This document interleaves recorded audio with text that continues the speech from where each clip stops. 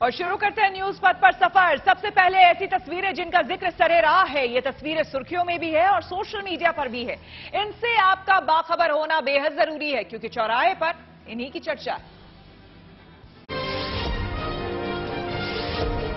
बिहार के गया में एक प्राइवेट अस्पताल के आईसीयू में अनोखी शादी हुई। दरअसल आईसीयू में भर्ती मां की इच्छा को पूरी करने के लिए लड़की ने अस्पताल में ही शादी की, जिसके 2 घंटे बाद ही उसकी मां का निधन हो गया। यूपी के बिजनौर में नजीबाबाद बाजार में 2 सांडों की लड़ाई से हड़कंप मच गया। इस दौरान सड़क पर गुजर रहा एक बाइक सवार भी गिर गया। मौके पर अफरा तफरी मचने के बाद पुलिस ने किसी तरह सांडों को डंडा मारकर अलग किया और वहां से भगा दिया। महाराष्ट्र के नागपुर में जाने माने शेफ विष्णु मनोहर ने 5000 किलो की समरसता सब्जी बनाकर अनोखा वर्ल्ड रिकॉर्ड कायम किया। इस समरसता सब्जी को करीब 25,000 लोगों के बीच परोसा जा सकता है। 25 दिसंबर को गिनीज वर्ल्ड रिकॉर्ड में दर्ज हुए इस विशेष मौके पर केंद्रीय मंत्री नितिन गडकरी भी मौजूद रहे। मध्य प्रदेश के ग्वालियर में केंद्रीय मंत्री ज्योतिरादित्य सिंधिया ने राज्य के ऊर्जा मंत्री प्रद्युम्न सिंह तोमर को 2 महीने बाद चप्पल पहनाई। दरअसल मंत्री तोमर ने संकल्प लिया था कि जब तक उनके इलाके की सड़कें ठीक नहीं हो जाती, वो चप्पल जूते नहीं पहनेंगे। उत्तर प्रदेश के मुख्यमंत्री योगी आदित्यनाथ लखनऊ में वीर बाल दिवस कार्यक्रम में शरीक हुए। इस दौरान उन्होंने गुरु ग्रंथ साहिब को अपने सिर पर रख गुरुद्वारे में रखा।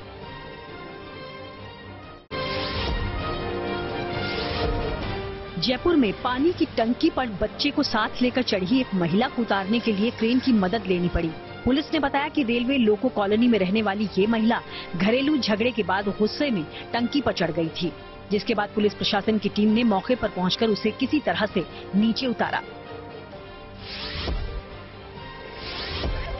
मध्य प्रदेश के खरगोन जिले में नर्मदा नदी पर बने 60 फीट ऊंचे पुल से गिरे एक युवक को गोताखोरों ने बचा लिया। युवक ने बताया कि उसके साथ आए दोस्त ने उसे पुल से धक्का दिया था। पुलिस मामला दर्ज कर घटना की जांच कर रही है।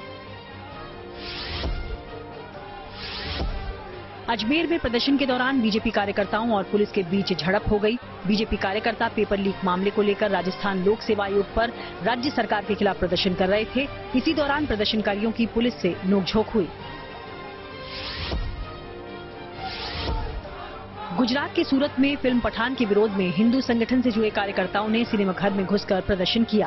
प्रदर्शनकारियों ने सिनेमा हॉल में लगे फिल्म पठान के पोस्टर को उतारकर फाड़ दिया और नारेबाजी की। मध्य प्रदेश के ग्वालियर में एक बुजुर्ग दंपति का एक साथ अंतिम संस्कार इलाके में चर्चा का विषय बना हुआ है।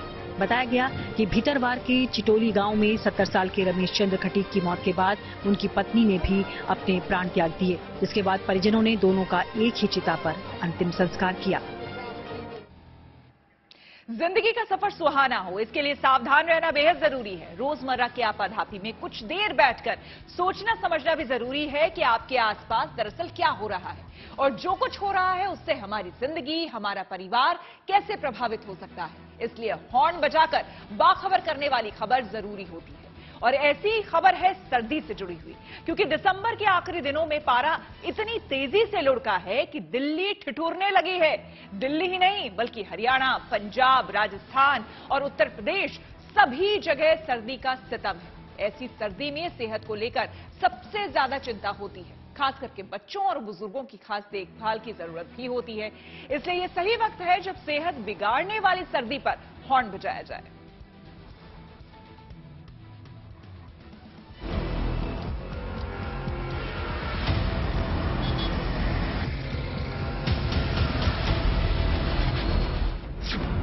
दिल्ली की सर्दी की चर्चा यूं ही नहीं होती। इस साल बेशक आने में थोड़ी देर हुई, लेकिन आई तो कसर पूरी कर रही है। ये दिल्ली पर सर्दी का डबल अटैक है, क्योंकि भयंकर ठंड के साथ कोहरे की मार भी पड़ रही है। 25 दिसंबर को 3 डिग्री के साथ सबसे कम तापमान दर्ज किया गया था। 26 दिसंबर को तापमान 4 डिग्री पर पहुंचा।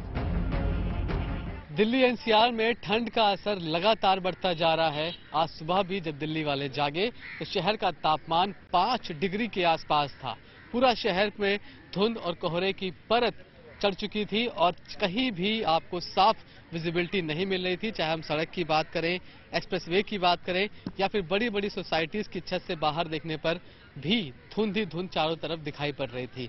हालांकि कहा यह जा रहा है, मौसम वैज्ञानिकों का यही कहना है कि अभी ये ठंड की शुरुआत है और बहुत जल्द पहाड़ों पर भारी बर्फबारी होने वाली है, जिसके बाद मैदानी इलाकों में यानी कि दिल्ली एनसीआर तक ठंड और ज्यादा पहुंचेगी। दिल्ली और आसपास के इलाकों में लोग ठंड से कांप रहे हैं। दिन में हल्की धूप भी बर्फीली हवाओं के सामने बेअसर है। सड़कों पर लोग आग जलाकर अपना बचाव कर रहे हैं। बहुत ज्यादा ठंड पड़ रही है। गलन हो रही है? हाँ, हाथों में पूरा गलन हो रहा है। समझे कि बहुत ज्यादा ठंड पड़ रही है इस टाइम। बहुत सी ठंड है, कड़ाके का ठंड है। आपको तो कपकपी भी छूट रही है? हाँ, कपकपी छूट रही है। यहाँ की ठंड वाकई बहुत परेशान कर रही है, बहुत ज्यादा ठंड है। दिल्ली में ठंड की स्थिति देखते हुए मौसम विभाग ने पहले रेड अलर्ट जारी किया, लेकिन अब येलो अलर्ट जारी किया गया है। मौसम विभाग के अनुसार 1-2 दिन बाद लोगों को ठंड से थोड़ी बहुत राहत मिल सकती है। दिल्ली काफी ठंडी हवा चल रही है, डे टेम्परेचर्स कम है। ये कोल्ड डे के कारण है। कोल्ड डे में हम क्या कंसीडर करते हैं, जो मैक्सिमम टेम्परेचर्स हैं वो आपके नॉर्मल से 4.5 डिग्री कम है, तो उस केस में और मिनिमम 10 डिग्री होने चाहिए। तो वो कंडीशंस अभी प्रिवेल कर रही हैं, कल भी थी और हम एक्सपेक्ट कर रहे हैं आज भी कंटिन्यू करेगी और इसके बाद अवेट हो जाएगी। ठंड की मार सिर्फ दिल्ली पर नहीं है, बल्कि पंजाब और राजस्थान समेत उत्तर प्रदेश में लोग भयंकर सर्दी का सामना कर रहे हैं। राजस्थान के चूरू में तापमान 0 पर चला गया और इसके बाद पेड़ पौधे बर्फ की चादर से ढक गए। इसी तरह चंडीगढ़ और अंबाला में भी बर्फीली हवाओं ने लोगों के लिए मुश्किल खड़ी कर दी है। कोल्ड वेव मीन हम तब कंसीडर करते हैं जो मिनिमम टेम्परेचर्स हैं, मिनिमम मीन सुबह के जो रिपोर्ट होते हैं वो आपके नॉर्मल से काफ़ी ज़्यादा कम हो। जैसे हम मानते हैं कि जैसे हमारा 4.5 डिग्री से कम टेम्परेचर्स हों नॉर्मल से, तो उसको हम कोल्ड वेव मानते हैं। और दूसरा हमारा क्राइटेरिया थ्रेशोल्ड का भी होता है, जिसमें जो टेम्परेचर 4 डिग्री हो या उससे कम हो।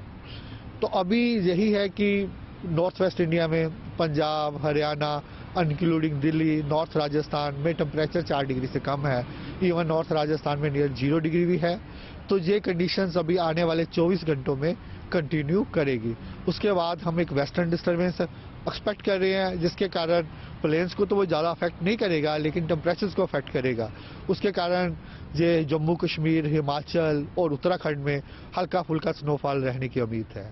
तो उसके बाद ये टेम्परेचर्स मिनिमम राइज कर जाएगा। यानी मौसम का मिजाज ठीक होने में कुछ वक्त लग सकता है, लेकिन इस दौरान सर्दी से बचाव बेहद जरूरी है और इसीलिए जरूरी है कि कोल्ड अटैक को लेकर हॉर्न बजाया जाए।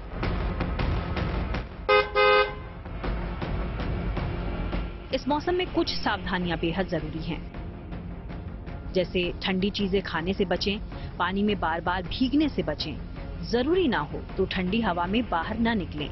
बाहर निकलने पर शरीर को ज्यादा ढकने वाले और ऊनी कपड़े जरूर पहनें।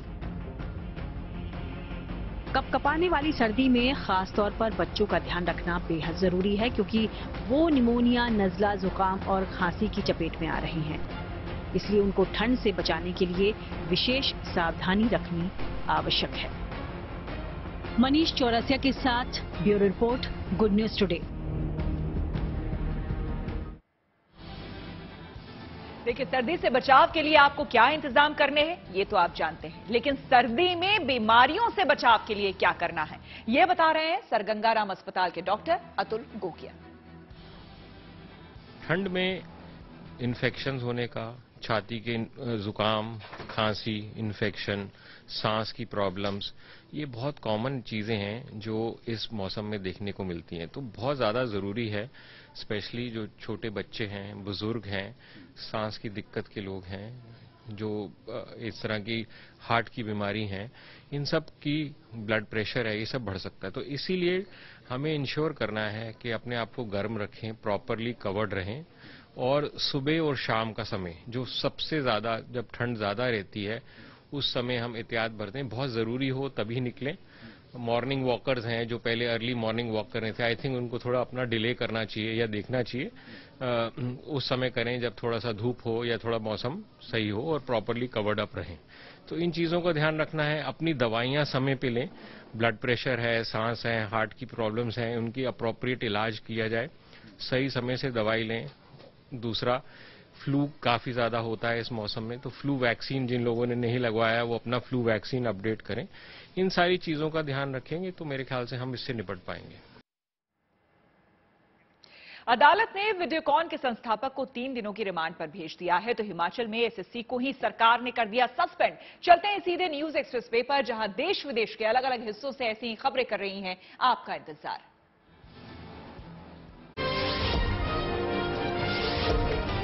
सीबीआई ने वीडियोकॉन के संस्थापक वेणुगोपाल धुत को गिरफ्तार कर लिया। बैंक लोन धोखाधड़ी के आरोपों पर यह गिरफ्तारी हुई। इससे पहले शुक्रवार को आईसीआईसीआई बैंक के पूर्व सीईओ चंदा कोचर और उनके पति दीपक कोचर को गिरफ्तार किया गया था।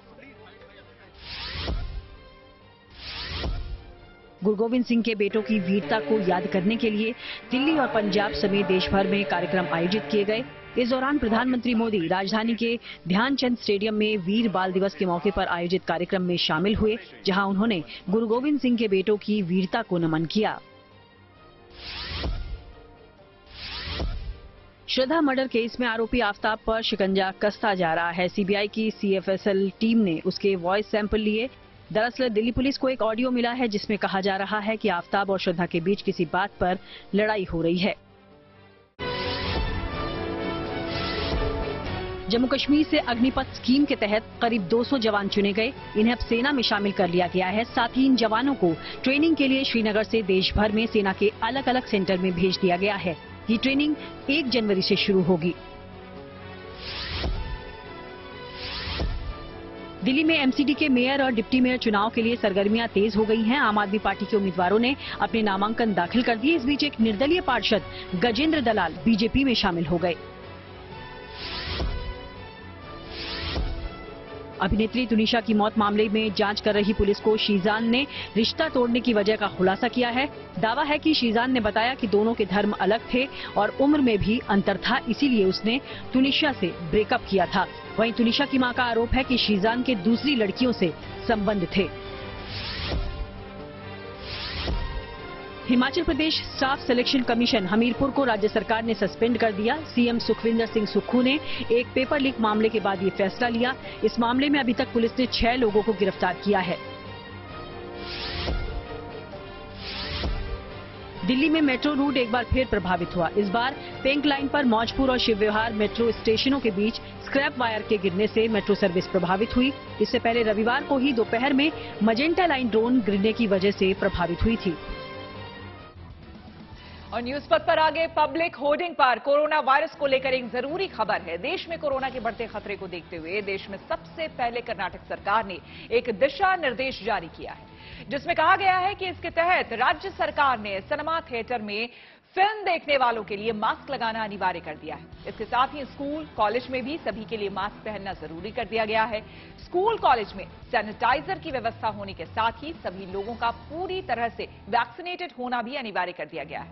नए साल के मौके पर रेस्टोरेंट, बार में भी मास्क पहनने के निर्देश जारी कर दिए गए हैं। रेस्टोरेंट, बार और पब में भी सभी लोगों के लिए कोविड वैक्सीन की 2 डोज देना जरूरी है। गाइडलाइंस के मुताबिक बेंगलुरु में एमजी रोड पर होने वाले जश्न के दौरान भी मास्क पहनने के सख्त निर्देश दिए गए हैं। इसके अलावा शहर में नए साल के मौके पर जश्न के लिए रात 1 बजे तक की ही मंजूरी दी गई है। राज्य सरकार ने बच्चों, महिलाओं और बुजुर्गों को भीड़भाड़ वाली जगहों पर न जाने की हिदायत दी है।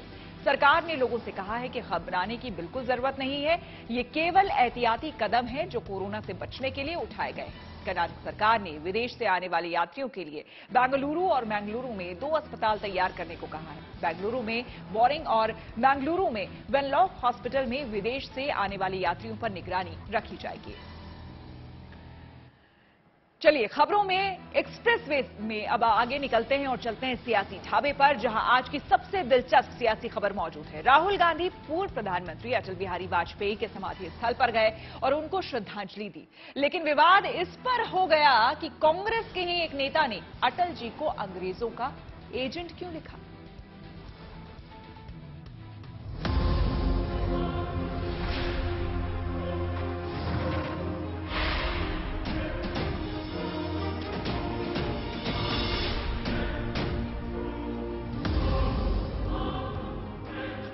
दिल्ली में जब राहुल गांधी पूर्व प्रधानमंत्री अटल बिहारी वाजपेयी की समाधि पर पहुंचे तो इसके पीछे एक संदेश भी था।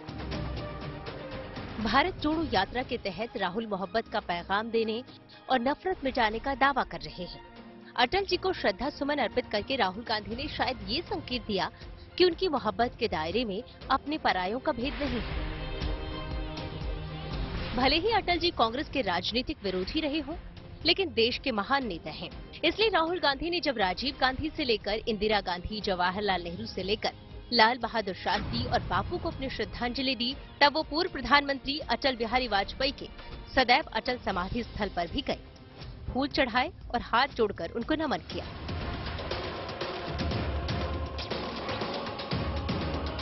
लेकिन एक और राहुल ने बड़ा दिल दिखाया तो दूसरी तरफ उनकी ही पार्टी के एक नेता ने उनके प्रयास में पलीता लगाने में कसर नहीं छोड़ी। हुआ यूं कि राहुल के इस दौरे से पहले कांग्रेस नेता गौरव पांधी ने ट्वीट करके अटल जी को अंग्रेजों का एजेंट बताया था। हालांकि बाद में ट्वीट हटा लिया गया था, लेकिन तब तक तीर कमान से निकल चुका था। सवाल ये भी है कि सदैव अटल के सामने जब वो व्यक्ति जाएगा जो टुकड़े टुकड़े गैंग की सोच रखता है, तो आत्मचिंतन की आवश्यकता जरूर है। ये भी कहना गलत नहीं होगा कि अगर श्रद्धांजलि दी जा रही है तो उन कांग्रेसियों का क्या जो एक पूर्व प्रधानमंत्री को अपशब्द कह रहे हैं, अंग्रेजों का दलाल कह रहे हैं। मैं समझता हूं कि ये चिंताजनक है। बीजेपी ने अटल जी के प्रति राहुल की श्रद्धा को दिखावा करार दिया। गौरव पांधी के खिलाफ, जिन्हें हाल ही में एआईसीसी का कोऑर्डिनेटर बनाया गया है, कार्रवाई की मांग की गई। साथ ही कांग्रेस से माफी की मांग की। केवल ट्वीट डिलीट करने से ये बात समाप्त नहीं होगी। यदि कांग्रेस पार्टी सच में वाजपेयी जी का सम्मान करती है, जैसे कि राहुल गांधी ने आज दिखावा किया है समाधि पर जाकर, तो कांग्रेस पार्टी को कार्रवाई सुनिश्चित करानी होगी और स्पष्ट तरीके से अपनी भूमिका रखनी होगी कि हम माफी मांगते हैं और गौरव पांधी के जो विचार है वो कांग्रेस पार्टी के विचार नहीं है। इसके बाद कांग्रेस अजब सी दुविधा में फंस गई। किसी ने इस पूरे प्रकरण से पल्ला झटका तो कोई बीजेपी को महात्मा गांधी पर दिए गए प्रज्ञा ठाकुर के पुराने बयान की याद दिलाने लगा। ये सही है कि इस दौर में आज अटल अडवाणी को भाजपा समाप्त कर रही है। अब किसने क्या बोला मैंने तो सुना नहीं, मैंने देखा नहीं। मैं इतना ही कह सकता हूं कि राहुल गांधी प्यार बांटने निकले हैं, नफरत की बाजार में एक मोहब्बत की दुकान खोलने, तो वो सबसे प्रयास कर रहे हैं काश ये लोग सुधर जाए। कुछ लोग ऐसे भी होते हैं जो तथ्य नहीं जानते हैं और महात्मा गांधी जी के लिए अनाप शनाप बोल देते हैं, जो भाजपा के सांसद होते हैं। तो महात्मा गांधी जी जो राष्ट्रपिता है, उसके लिए गाली गलौज जैसी या गंदी बात या ये करने वाले भाजपा के सांसद के लिए क्या प्रधानमंत्री जी खुद जिम्मेवारी ली? उन्होंने क्या बीजेपी ने ली? कांग्रेस ने गौरव पांधी के ट्वीट से किनारा करके विवाद को खत्म करने की कोशिश की, लेकिन अपने ही नेता के गैर जरूरी ट्वीट से कांग्रेस की एक बार फिर किरकिरी हो गई। Bureau report, good news today. और न्यूज पथ पर आगे धन बाजार है, जहां शेयर बाजार से लेकर कारोबार तक की सभी अहम खबरें होती है और इसका सीधा रिश्ता आपकी आमदनी, आपकी जेब से होता है। तो तेज रफ्तार खबरों के बीच ये जरूरी खबरें छूट ना जाए, इसलिए आपको हम सीधे लिए चलते हैं धन बाजार।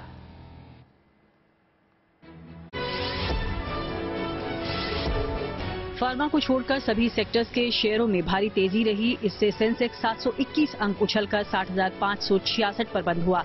साथ ही निफ्टी 208 अंक चढ़कर 18,015 पर पहुंच गया। काइनेटिक कंपनी की लूना मोपेड अब नए अवतार में दिखेगी। जल्द ही कंपनी इसे इलेक्ट्रिक वर्जन में लॉन्च करेगी। इसका उत्पादन शुरू कर दिया गया है। हर महीने 5,000 लूना इलेक्ट्रिक मोपेड बनाई जाएंगी। ये लूना मोपेड 50 साल पहले लॉन्च हुई थी, तब इसकी कीमत 2,000 रुपए हुआ करती थी।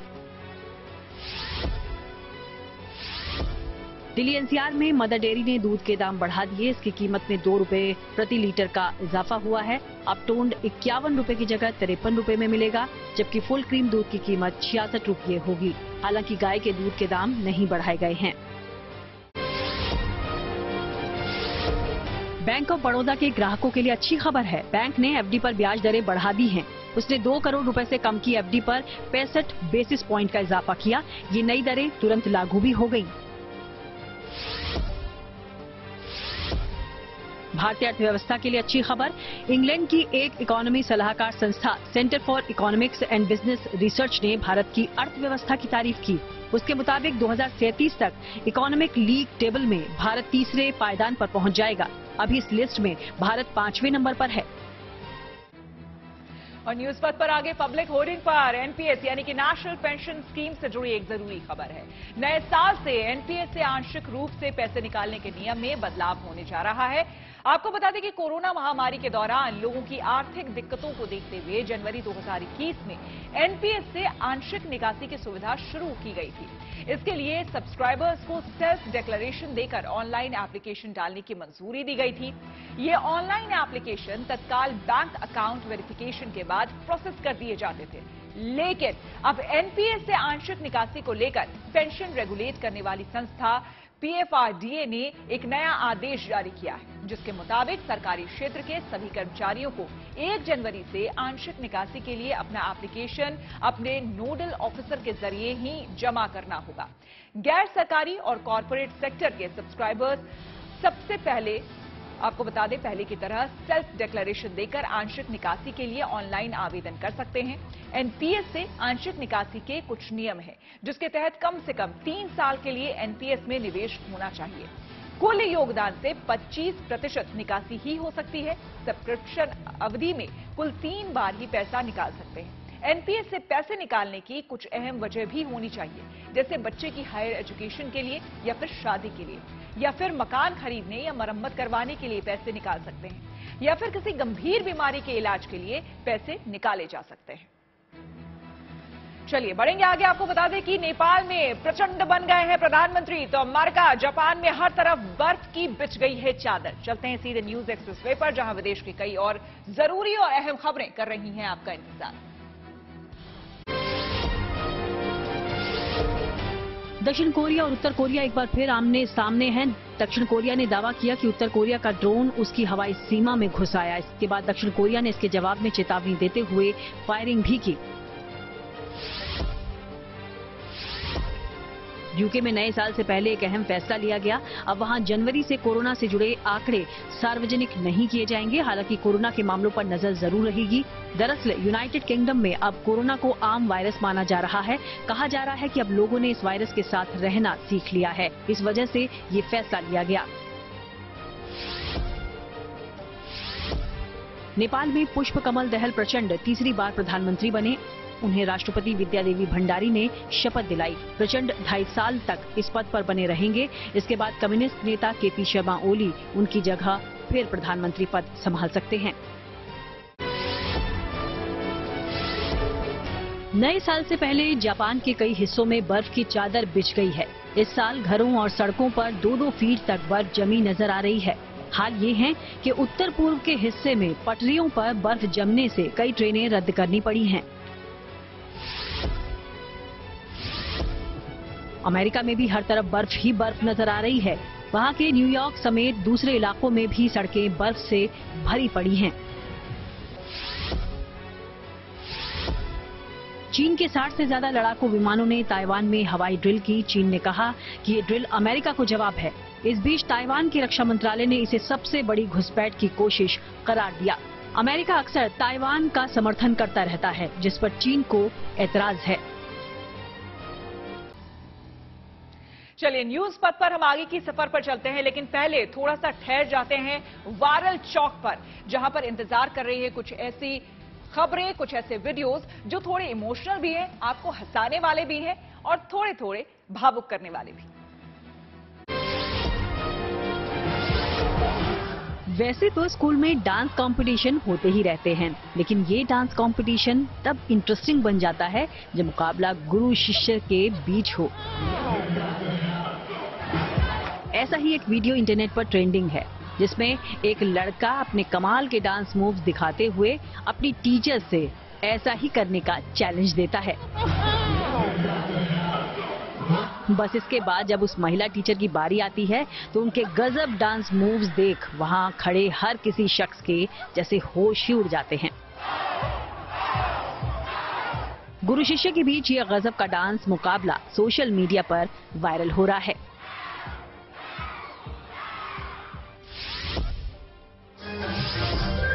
सोशल मीडिया पर वायरल हो रहे इस व्यक्ति के डांस को देख हर कोई एंटरटेन हो रहा है। हाफ पैंट और टी शर्ट पहने ये साहब सुन साहिबा सुन गाने पर झूम झूम कर डांस कर रहे हैं। लेकिन मामला केवल डांस भर कर लेने का नहीं है। इस व्यक्ति की अदाएं, लचक और एक्सप्रेशन ऐसे कि ना चाहकर भी वो किसी का ध्यान अपनी तरफ खींच ले। वैसे जिस अंदाज में डांस कर ये साहब अपनी खुशी का इजहार कर रहे हैं, उसे देखकर कई यूजर्स तो ये भी कहते दिख रहे कि शायद वो घर में अकेले हैं और पत्नी के मायके जाने की खुशी सेलिब्रेट कर रहे हैं। खैर, बात चाहे जो हो, लेकिन इस व्यक्ति के डांस एक्सप्रेशन ने हर किसी का दिल जीत लिया है।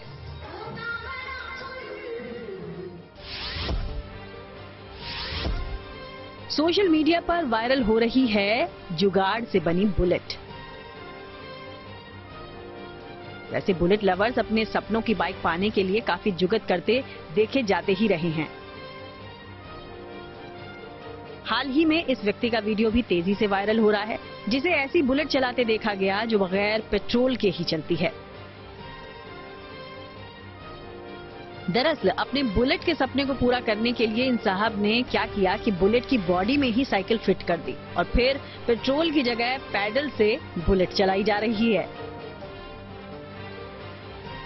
जिसने भी ये वीडियो सोशल मीडिया पर देखा, उसकी आंखें फटी की फटी रह गईं।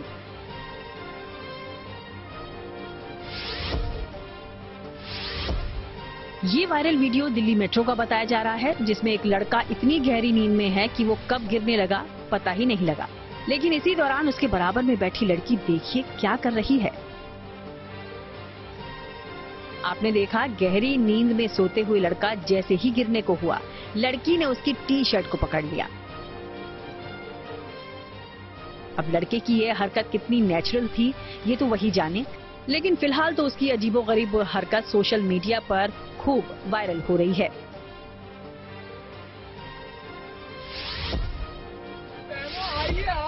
पवित्र नदियों में डुबकी लगाने से, वहां स्नान करने से पुण्य मिलता है, ये कहा जाता रहा है। आस्थावान लोग ये सोचकर जाते भी हैं, लेकिन हार्ड मांस कपा देने वाली सर्दियों में अगर स्नान की नौबत आ जाए तो अच्छे खासों की रूह कांप जाए।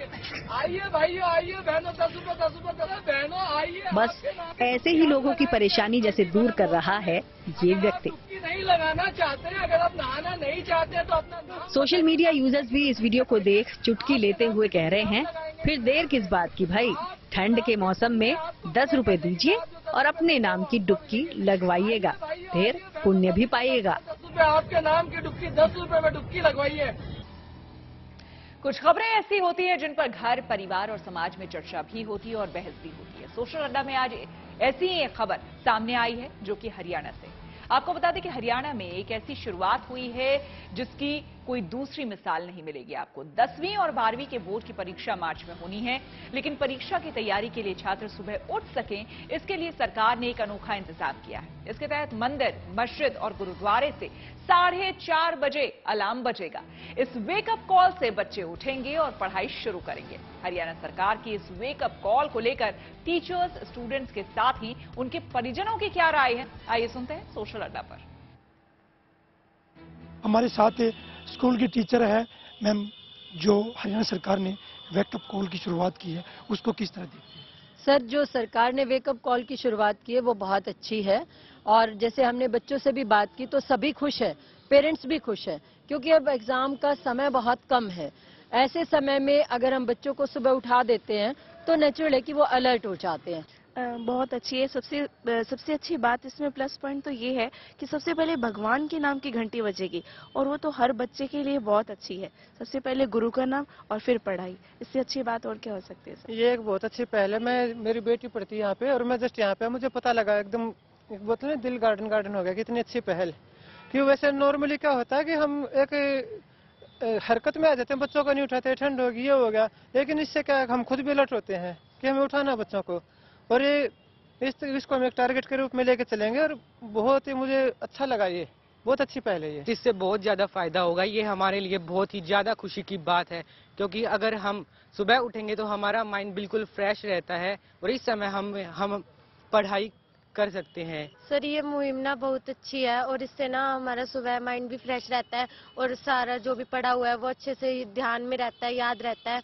और बोर्ड की शिक्षा के लिए भी परीक्षा ज़्यादा पास आ रही है, तो ये समय बहुत अच्छा होगा, जिससे हमें अच्छी शिक्षा मिलेगी और बोर्ड की परीक्षा में भी हम सफल हो सकेंगे। यह पहल हमारे लिए बहुत अच्छी है। हम सुबह उठेंगे तो हमारा माइंड फ्रेश रहेगा, अगर हम सुबह उठ के पढ़ेंगे तो हमें पूरा दिन याद रहेगा और आने वाली बोर्ड की परीक्षा को हम अच्छे से पास कर पाएंगे, इसलिए ये पहल हमारे लिए बहुत अच्छी है।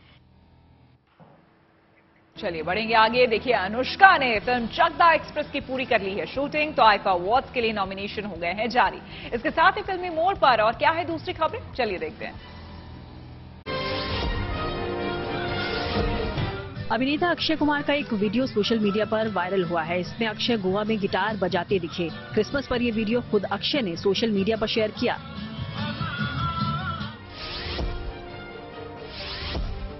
कटरीना कैफ और विकी कौशल ने सोशल मीडिया पर कुछ तस्वीरें शेयर की, जिनमें कटरीना और विकी अपने परिवार के साथ क्रिसमस मनाते नजर आए। हालांकि अब वो नए साल का जश्न मनाने के लिए विदेश रवाना हो गए हैं। अनुष्का शर्मा ने अपनी फिल्म चकदा एक्सप्रेस की शूटिंग पूरी कर ली। इस दौरान सेट पर ही केक भी काटा गया, जहां महिला क्रिकेटर झूलन गोस्वामी भी मौजूद रहीं।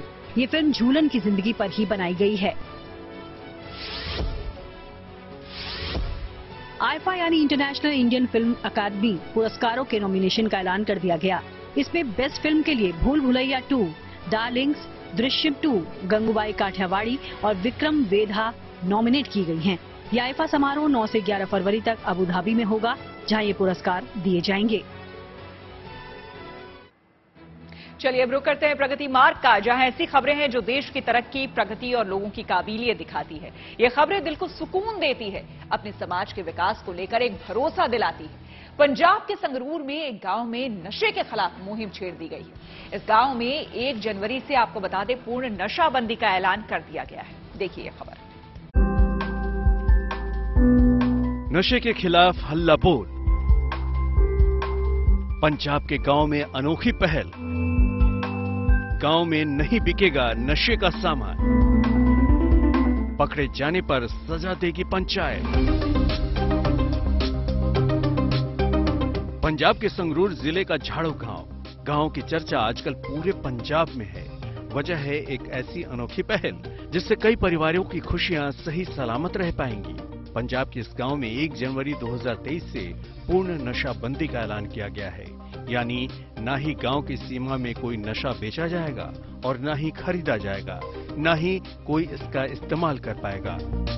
ये अपने दुकानां ते सिगरट बत्ती जर्दा तंबाकू कुछ भी मतलब विकदा है, वो ਅਸੀਂ ਸਾਰਿਆਂ ਨਾਲ ਗੱਲਬਾਤ ਕਰਕੇ ਪੰਚਾਇਤ ਨਾਲ ਤੇ ਸਾਰੇ ਦੁਕਾਨਦਾਰਾਂ ਨਾਲ ਗੱਲ ਕਰਕੇ ਸਾਡੀ ਸਹਿਮਤੀ ਹੋਈ ਆ ਵੀ ਇਹ ਆਉਣ ਵਾਲੀ 1 जनवरी 2023 ਤੋਂ अपने पिंड च बंद हो जाना। गांव में पूर्ण नशाबंदी का ऐलान आसान नहीं था, क्योंकि इस नियम के लागू होने के साथ ही लोग तंबाकू, बीड़ी, सिगरेट तक नहीं पी पाएंगे। इसलिए पहले गांव वालों के घर जाकर राय ली गई। झाड़ू गांव की पंचायत ने यह भी कहा है कि जो लोग नशा करते या करवाते भी नजर आएंगे, उन पर भी कार्रवाई की जाएगी और 5,000 रुपए का जुर्माना और 7 दिन तक दुकान बंद रखने की सजा भुगतनी पड़ेगी। गांव की पंचायत और नौजवानों की अच्छी पहल की चर्चा आसपास के गांवों तक भी पहुंच चुकी है। संगरूर से बलवंत सिंह विक्की के साथ bureau report, good news today. Banaras Hindu विश्वविद्यालय में रंग बिरंगे फूलों की प्रदर्शनी लगी है। इस फ्लावर फेस्ट का आयोजन हुआ है बीएचयू में और मौका है महामना मदन मोहन मालवीय की जयंती का। 3 दिनों तक चलने वाली इस प्रदर्शनी में हजारों किस्म के फूल तो हैं ही, साथ ही तरह तरह के फल और सब्जियों का दीदार भी लोगों को होगा। फूलों का पंडाल, फूलों से सजी कृतियां, फूलों का भंडार और फूलों का संसार। ये तस्वीरें हैं काशी के बनारस हिंदू विश्वविद्यालय की, जहां इस यूनिवर्सिटी के संस्थापक महामना मदन मोहन मालवीय की 161वीं जयंती मनाने की शुरुआत फूलों की प्रदर्शनी से हुई। इस प्रदर्शनी में रंग बिरंगे फूलों की बहार का दीदार करने का लोगों को मौका मिला। फूलों से बेहद सुंदर तरीके से सजाई गई मूर्तियां बरबस ही लोगों का ध्यान अपनी ओर खींच रही थीं। तो फूलों से ही ऐसे आकर्षक मंडप भी बनाए गए जो हर किसी का दिल जीत लें। पूरे परिसर में तरह तरह के फूलों की खूबसूरती और सुगंध के बीच लोग प्रदर्शनी का लुत्फ उठाते नजर आ रहे हैं। बाहर से लेकर अंदर तक हर तरफ फूल ही फूल हैं। यही नहीं, बेहद करीने से सजे फल और सब्जियों को भी लोग खूब पसंद कर रहे हैं। इस प्रदर्शनी में गुलाब, गुलदाउदी, जरीबरा से लेकर रजनीगंधा जैसे तमाम खुशबूदार फूलों की हजारों किस्में लोगों को देखने को मिल रही हैं।